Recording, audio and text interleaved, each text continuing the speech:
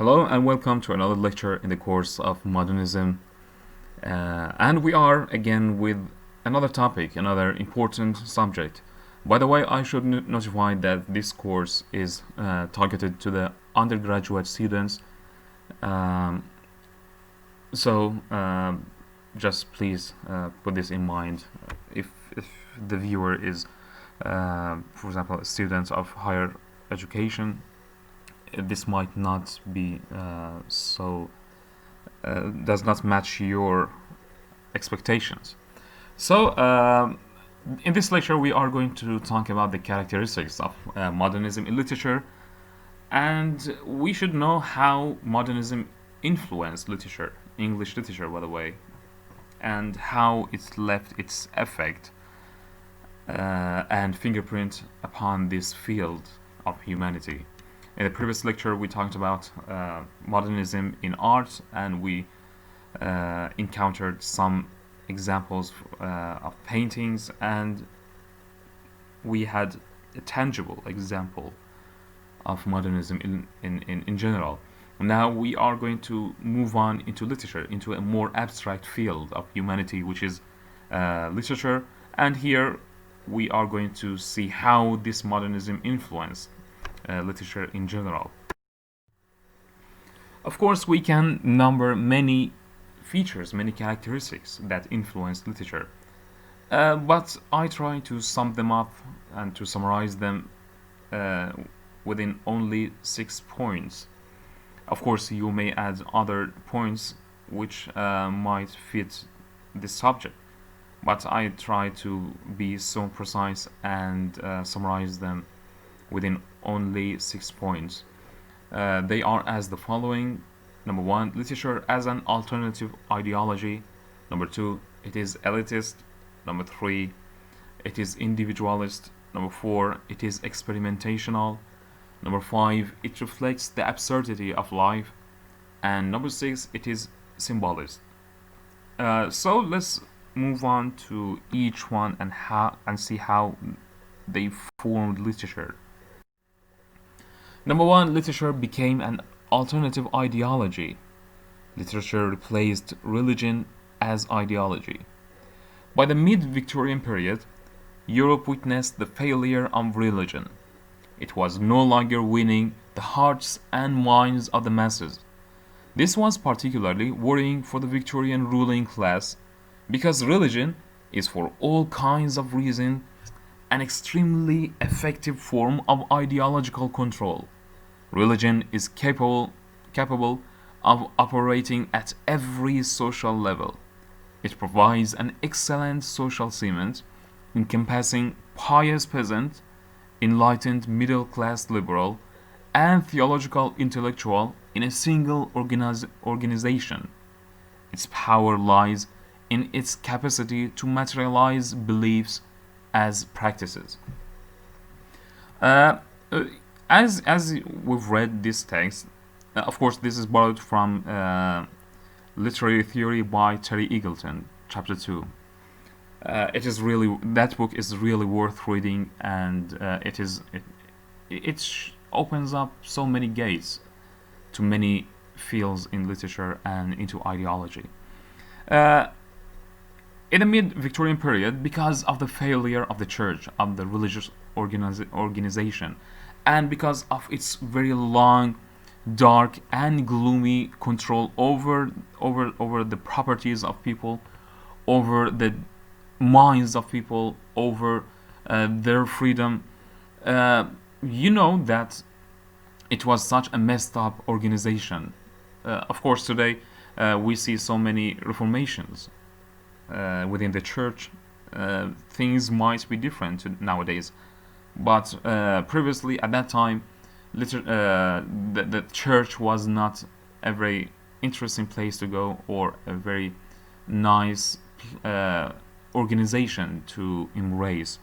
That's why people started to get away from that organization, from the church. People were no longer religious or believers in the church, in what the priest used to tell them. They no longer believed in the myths that they were, telling people about uh, condemnation, about the sales of indulgences. People became more aware of reality, of how things are, of how God is going to treat them. People started to think more rationally, and tried and began to highlight the absurdity of the ideas of those priests, and the moral listenings and the teachings of the church. So they found out that there are so many problems within the church. I have a lecture on YouTube in the course of Gothic literature. I talked at some extent about the corruption of the church and how this led to the rise of Gothic literature. Here again, we have the failure of the church to enter the hearts of people, and to persuade people to believe in its morals and in its teachings. So religion became a failing concept in the minds and life of people.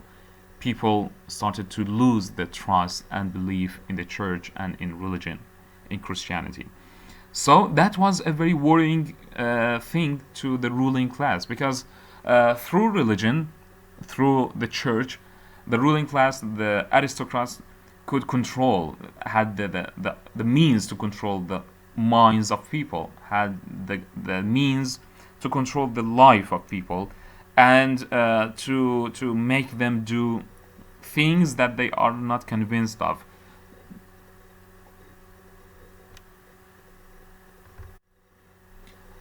So the aristocrats, the ruling class, tried to find an alternative to the people, because religion was the best ideology that could unify people. Um Again, in one of the lectures, I tried to show and highlight the characteristics of a successful ideology like religion. One of those features is unification. Religion has the power, has the means to unify the society within one organization, within one idea. So that was the best means and tool for the ruling class to control people, to control the masses. Religion was one of the means through which you can control the no pious peasants and the enlightened middle classes, and even the higher classes, the aristocrats, some of the aristocrats. So religion was so effective in the life of people. When people lost their faith, their belief in religion, the ruling class wanted another means, an alternative to religion. So they found out that the best alternative to religion was literature. So the ruling class tried to shed light, to highlight the importance of literature in the life of people. So literature rose as an alternative to religion, became an alternative ideology, and it was really successful in the life of people, especially in the secular world of modernism after the second half of the Victorian age of the 19th century. Literature dominated the heart, the time, the life of people. People started to, shed more attention, to pay more attention on literature, on novel, on drama, on poetry. So it became more available at the hands of normal people, of the peasants and everyone. It became a very successful ideology at the hands of people. So it became an alternative ideology to religion, and it became the means of control, of domination of the ruling class upon people. So literature became as sacred and as important as religion itself in the life of people. So this is number one. This was one of the effects of modernism in the life of people. The next point is it became elitist. In what way? Because of the expansion of the readers and the rise of newspapers as a low genre, Writers as Pound and Eliot distanced it from the masses through various strategies, like borrowing new words from other languages and employing historical references. Look, maybe you've encountered so many pictures about people reading newspapers. Everyone was reading newspapers at the beginning of the 20th century. We think that they were so, intellectuals. They were very, they had a very scholarly life. They had no time to waste. They were always reading in the train, in the streets, on the buses. They were always busy reading newspapers. So we think that it was a positive thing. But the fact is that newspapers were as low and trivial as social networking today. Newspapers, in fact, were the social networking of that time. So it doesn't mean that they were so intellectual or they were so, scholarly. No, because it was the only available thing for people to waste their time with. So because people started to read newspapers, they started to read magazines. It was, in fact, a type of low genre. It was not very intellectual. The articles they published, the things, the topics they published, it was very trivial. It was so absurd. They were not even worth reading or spending your time reading them. Exactly like the posts we read on Facebook, on Instagram, on Twitter. They are not really worth spending our time. Newspapers were exactly like these posts today. So it was a very annoying factor to great writers like Ezra Pound, and T.S. Eliot. So they tried to distance, real fiction, real, deep and worth and intellectual,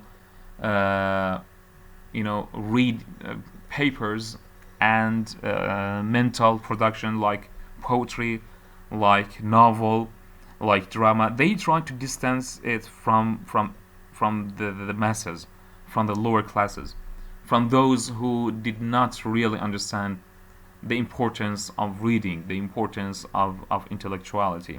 They try to put an obstacle between the masses, the people, and the words and the papers. So they made a very important change and modification in writing. They try to borrow symbols, foreign words, some very very hard to understand mythologies in their writings, so as to distance the masses, the normal people, from reading these texts. They tried to make it elitist. They tried to make literature only available to those specialists who really understand and appreciate literature. That's why modernist literature, because of this step by such writers, it became elitist and unavailable to the masses, to normal people. Number 3, individualism dominated literature. In modernist literature, the individual is more interesting than society. Writers presented the world or society as a challenge to the integrity of their characters. Before modernism, we see that the society is present in literature. We see that writers try to present the whole society. For example, in Charles Dickens, we see in his novels he talks about the entire society, the corruption of the society. He tries to reflect the miseries, the corruption, the devolution, not evolution, devolution of society backwards. So the failure of moral lessons in the entire society. So we see the whole society in literature. But within the rise and the advent of modernism, we see that things change. Writers try to focus more upon the individual, upon one person. They try to dig deep into the minds of the characters, of one character, with and leaving the society aside. They try to deal with the person within oneself, as oneself, as an individual, without linking him to the whole society. And of course, they were so successful. For example, in T.S. Eliot's The Waste Land, we see the individuality, the individualism in that text. It's very clear. We see in other productions and works of literature, we see that individuality is so clear. The writers try to focus on one person, on his mentality, on what he has in his mind, on what he thinks by himself, without relating him into the larger society, into the entire society. So this individualism was so clear in the modern literature. Number 4, we have experimentation in literature. Modernist writers broke free of old forms and techniques. Poets abandoned traditional rhyme schemes and wrote in free verse. The inner workings of consciousness were a common subject for modernists, leading to stream of consciousness. Previously, before the advent of modernism, for example, in the Victorian literature, in Romanticism, and all the schools before modernism, we see that we have a very traditional, a very clear scheme of writing. We have a very clear plan. We have the beginning, the climax, and the end. In novels, we have clear characters, we have clear plot, we have clear setting. Everything was clear according to the traditional ways of writing. But within the rise of modernism in literature, we see that writers began to try new ways of writings. They began to experiment new ways, new methods in their production and in their writings. For example, in poetry, we see new techniques of writings. In drama, we see new characters. In novel, we see new ways of the movement of plot, of the development of plot. So they no longer followed the old way of writing. They tried to invent new ways of writing, invent new methodology in literature. It became more experimentational. When you read a modernist literature, a modernist text, you never expect what you are facing, what you are reading, what you are holding at your hand. You should expect new ways of writing, new ideas, new techniques, and most importantly, like an example of this stream of consciousness, which became the dominant form in a novel and even in drama. So experimentational literature was one of the most important characteristics of modernism in literature. Number 5, we have absurdity in literature. The world was becoming a more absurd place every day. The mysteriousness of life was being lost in the rush of daily life, especially after world wars. Look, this is very interesting to me, at least, that the world became meaningless. You cannot find a meaningful thing in your life today, and even before. In the 20th century, nothing could make sense to you. Everything became absurd, meaningless, pointless. So this loss of identity, this loss of person, dominated literature in modernism. This absurdity of life, this absurdity of thinking, of ideas, this loss of planning,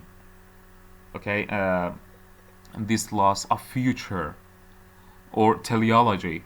This loss of the future was so clear in modern literature. This absurdity of life became the dominant theme or aspect in modernist literature, and one of the most clear example of this absurdity is The Wasteland by T.S. Eliot.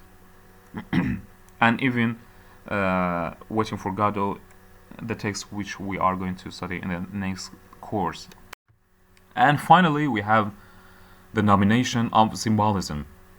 The modernist writers infused objects, people, places, and events with significant meanings. They imagined a reality with multiple layers, many of which hidden. They left much more to the reader's imagination than earlier writers, leading to open-ended narratives with multiple interpretations. Look, again, this is the continuation of the absurdity of modernist literature. Because life does not make sense to anyone nowadays or in the modern age, so does literature. In fact, the writers try to replace clear meaning, forward, obvious meanings, and messages. They try to replace them with symbols, with codes within the text. They wanted the reader himself to extract the real meaning, to find out the meaning. So this led to the rise and to the emphasis of symbolism in literature. Literature became so symbolic in the modern age. And again, we have The Wasteland by T.S. Eliot, which I recommend you to read. It's very interesting. It's a very symbolic text. And this symbolism, of course, opened the gate for the readers to find out unlimited number of interpretation of the text. Many of which might be true, and others might be, only false attempts to interpret the text. They might be over-interpretation, which might not be very correct. But this symbolism was so useful. It was advantageous to the readers. It granted them with the freedom to present their own interpretation and understanding of the text. This was a very nice attempt, and this was one of the most, the most clear and important, gifts of modernism to literature. Thank you very much. Please stay tuned for other lectures in the course of Modernism in Literature. And thank you very much. Stay tuned. Bye-bye.